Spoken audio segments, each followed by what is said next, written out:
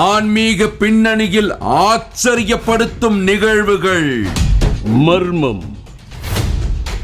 இந்த சிவலிங்கத்தின் தோற்றமும் வித்தியாசமாக இருந்தது. அதை பற்றியும் இவர் விளக்குகிறார்.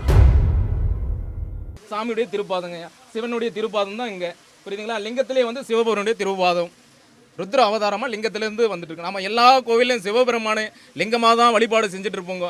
ஆனா இந்த வரலாறுல மட்டும்தான் நம்ம திருமேனியும் லிங்கத்தையும் பார்க்கலாம்.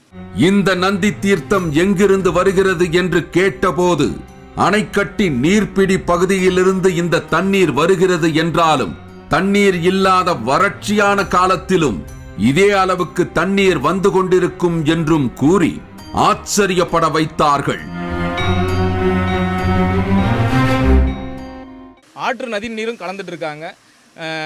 இந்த மலையிலிருந்து ஊற்று வந்துட்டு இருக்கு. அந்த ஊத்து தண்ணியை வந்து பார்த்தீங்கன்னாக்கல ரெண்டும் ஆற்று தண்ணியோட இணைஞ்சு வந்திருக்கு. அந்த மார்கண்டே நதி நீரும் மலையில் வந்து வரக்கூடிய அந்த ஊற்று தண்ணியும் வந்து இணைஞ்சு சாமியுடைய திருப்பாதத்தில் கீழே, சாமியுடைய திருப்பாதத்தில் பட்டு கீழே நந்தி வாயில வர்றதுனால இது மார்கண்டேஸ்வரர் நந்தி தீர்த்தம் அப்படின்னு சொல்லிட்டு இருப்பாங்க. இந்த இடத்துல எல்லாரும் வந்து தலைமுழுங்கி நீராடி சாமியை வழிபாடு செய்யும் போது எல்லா பிரச்சனைகளும் தீர்வு நடக்குதுங்க. சிலர் இந்த நந்தி தீர்த்தத்தை பாட்டிலில் பிடித்து மேல் பகுதியில் இருக்கும் கோவிலில் வைத்து வழிபட்டு எடுத்துச் செல்கிறார்கள்.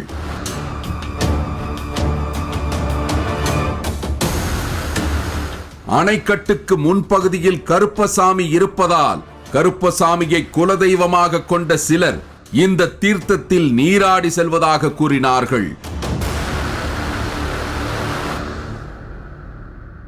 இது எங்களோட குலதெய்வ கோயில். நாங்கள் இருக்கிறது பெங்களூரு ராமச்சந்திரபுராவில் இருக்கிறது. வருஷத்துக்கு ஒரு முறை இங்கே வந்தே வருவோங்க. இங்கே நாங்கள் எது நினச்சாலும் என்ன நினச்சாலும் இங்கே நடந்துடும். நாங்கள் நினைக்கிறது ரொம்ப சத்தியம் வந்த சாமி. எங்களோட குலதெய்வமே முனீஸ்வரன். அதனால தான் வரோம் நாங்கள். இல்லை நாங்கள் வரமாட்டோம். எங்கள் குலதெய்வம் இருக்குது எப்பவுமே இங்கே தான். வருஷத்துக்கு ஒரு முறை இல்லை 2 டைம் 3 டைம் வந்தே வருவோங்க. இங்கே குளிச்சுட்டு போகிறனால எங்களுக்குள்ளே இருக்கிற கஷ்டம் இங்கே வந்தால் கொஞ்சம் நிம்மதி. நம்மளோட குடும்பத்தில் நிறையா கஷ்டம் இருந்துச்சு. இங்கே வந்துட்டு ஒரு தாட்டி குளிச்சு சந்தோஷமாக போகிறனால எந்த ஒரு கஷ்டமும் வர்றதில்லை. நல்லா இருக்கிறாங்க. இப்போ தமிழகம் மட்டுமின்றி கர்நாடகா உள்ளிட்ட அண்டை மாநிலங்களிலிருந்தும் பலர் இந்த நந்தி தீர்த்தத்தில் நீராடி செல்கிறார்கள். இதோ இவர்கள் கர்நாடக மாநிலத்தின் போக்குவரத்து தொழிலாளர்கள்.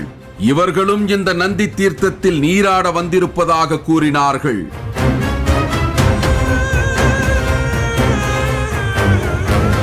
ಹಿಂಗೆ ನಾವು ನಮ್ಮದು CC ಬುಕ್ ಮಾಡ್ಕೊಂಡು ಬಂದಿರ್ತಾರೆ ಬೆಂಗಳೂರಿಂದ. ಇಲ್ಲಿ ಈ ದೇವಸ್ಥಾನದಲ್ಲಿ ಏನೋ ಒಂದು ಪುಣ್ಯ ಸ್ಥಳ ಅಂತ ಇದು. ಇಲ್ಲಿ ಸ್ನಾನ ಮಾಡಿದರೆ ಎಲ್ಲರಿಗೂ ಒಳ್ಳೆಯದಾಗುತ್ತಂತೆ. ಅದರಿಂದ ಎಲ್ಲರೂ ಬಂದು ಇಲ್ಲಿ ಸ್ನಾನ ಮಾಡಿಕೊಂಡು ದೇವ್ರ ದರ್ಶನ ಮಾಡಿಕೊಂಡು ಹೋಗ್ತಾರೆ. ಮತ್ತು ಇದು ಪುಣ್ಯ ಸ್ಥಳ ಅಂತ ಎಲ್ಲರೂ ಹೇಳ್ತಾರೆ. நந்தி தீர்த்தத்தின் மேல் பகுதியில் சிறிய கோவில் இருப்பதைப் போல அருகில் இருக்கும் மரத்தின் கீழ்ப்பகுதியில் ஏராளமான சாமி படங்கள் வைக்கப்பட்டு வழிபடப்பட்டு வருகின்றன.